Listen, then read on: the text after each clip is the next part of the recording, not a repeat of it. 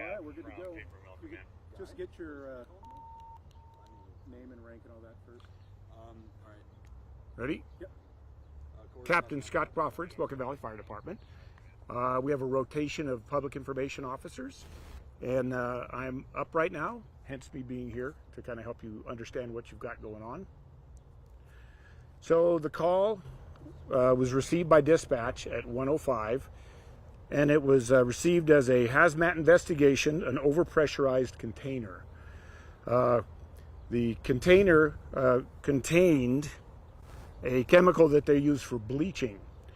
And so Engine 1 arrived a few minutes later and began their investigation. Upon their investigation, they discovered that the product leaking out of the container actually was interacting with a secondary product that was near the container, and that was what started fire. So then first of all, we've got a leak, and now we've got a fire. So we upgraded to an 11 commercial. That's our first response, first tier response when it's a commercial property.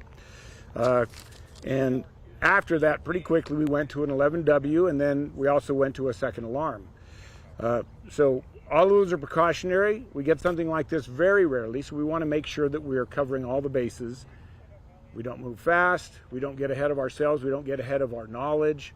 We had a lot to do. We had to make sure we fully understood the chemical, how that chemical was interacting with that second chemical, and how did we get the fire? What's the best way to put it out? Very quickly, we were informed that the chemical that was burning does not like water. So, of course, that takes away our major tool for fire suppression. So immediately, we started ramping up our foam options. And so that's what we did.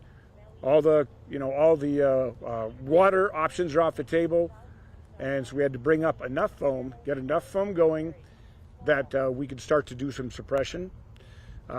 In the meantime, we're in an offensive mode, but the offense doesn't include putting the fire out. What the offensive mode included in this moment was clearing the area around the burning material, doing what we can, and of course, I want to emphasize, since this is a hazmat response, everything we're doing is safety first. It's safety for our firefighters, it's safety for all of the employees, and making sure that every step we take isn't a step that we regret later. Now, there is a large hot zone around the area, and if you were in that hot zone, you need to be decontaminated. So not only do we have a problem with you being there, we can't let you out of there. So if that becomes a personnel management situation where what they're doing is they're getting the people as safe as they can, and as far away as they can, knowing that they cannot leave until they've been decontaminated. So as part of what we had going on, we alerted area command.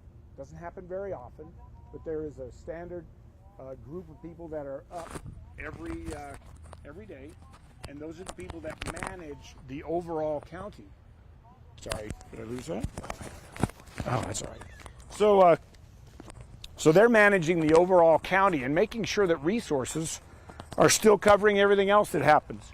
And of course, none of that stuff stops. So right now we've got District 8, District 9, and the City of Spokane assisting the Spokane Valley Fire Department in managing this incident.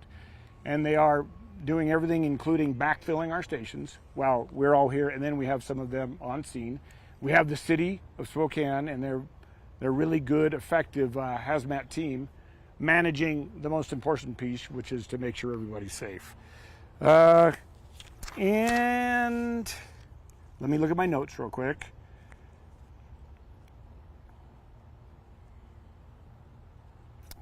You know what? I think that's what we've got. I know part of their management situation is it's not an inexhaustible supply of this chemical, and they're literally waiting for it to burn down while they protect the area around it. And they're doing that.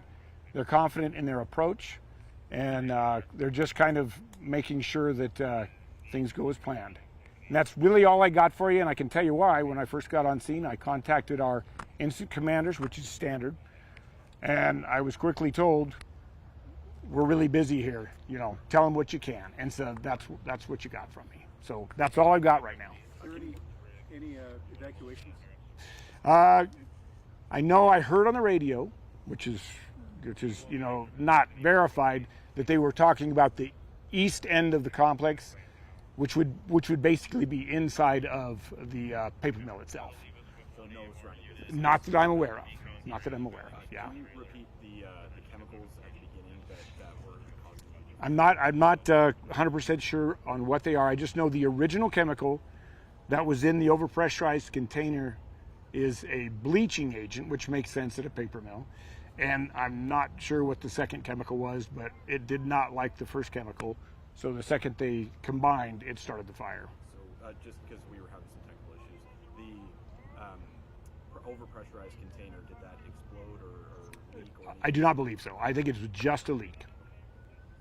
Is there concern with anyone being downwind, or if the hot zone could potentially move as far as chemical exposure? Well, anytime you've got wind and you've got a release, there is a very good reason for caution.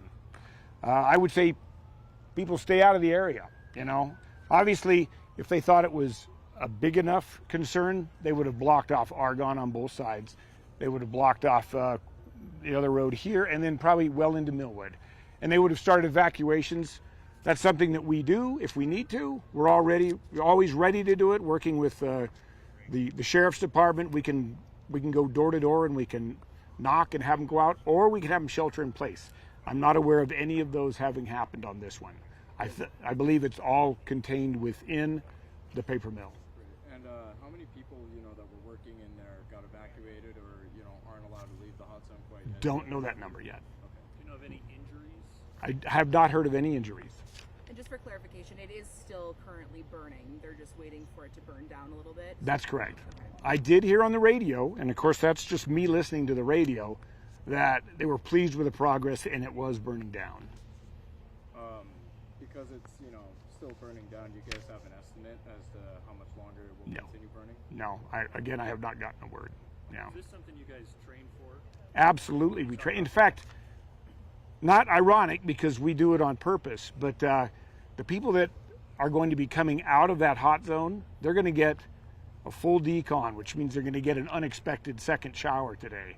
And just last week, we trained all of our employees, all of the firefighters, on hazardous materials decon and getting those people through it. We put on the suits and we scrubbed down mannequins and did all of the stuff, knowing exactly how to do it right. And boom, a week later, we're doing it in real life.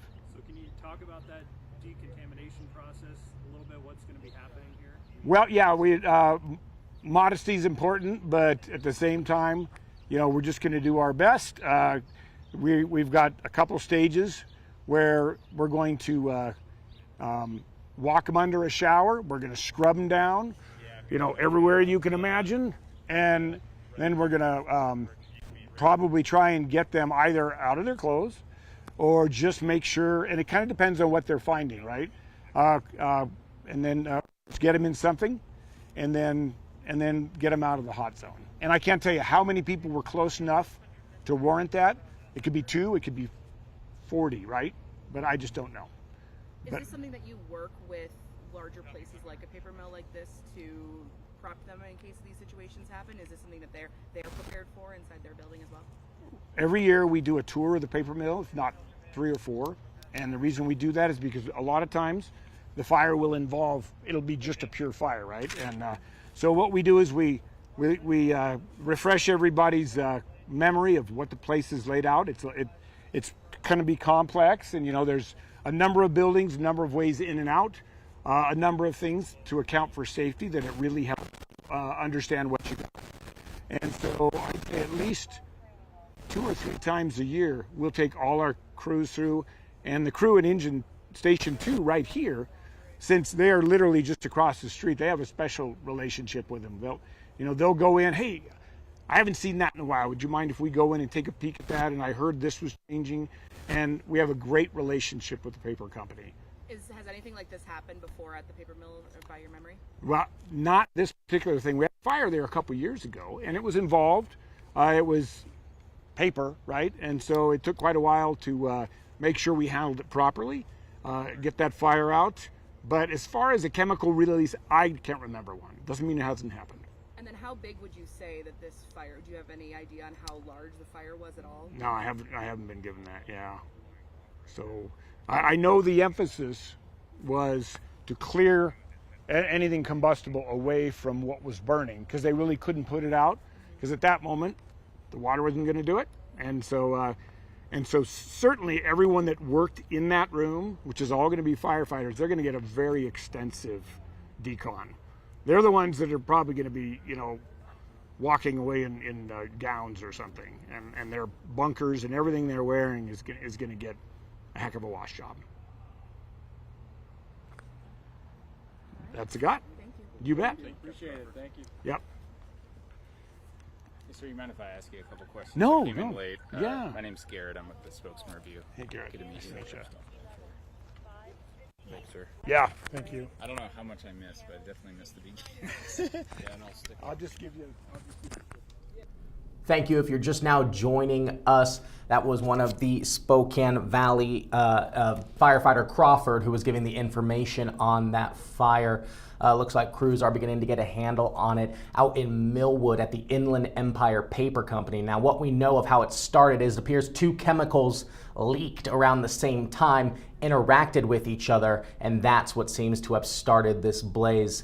Natalie Grant is out on scene today, and she will be live tonight at 5 with more details. Fortunately, it also appears that there were no injuries reported, or if there were injuries, they have not been reported yet. Argonne also seems to have remained open at this time. Upon first arrival, the 4 News Now crews had to be moved out of the area by firefighters due to being what was considered the hot zone for a chemical fire like this in a hazmat situation.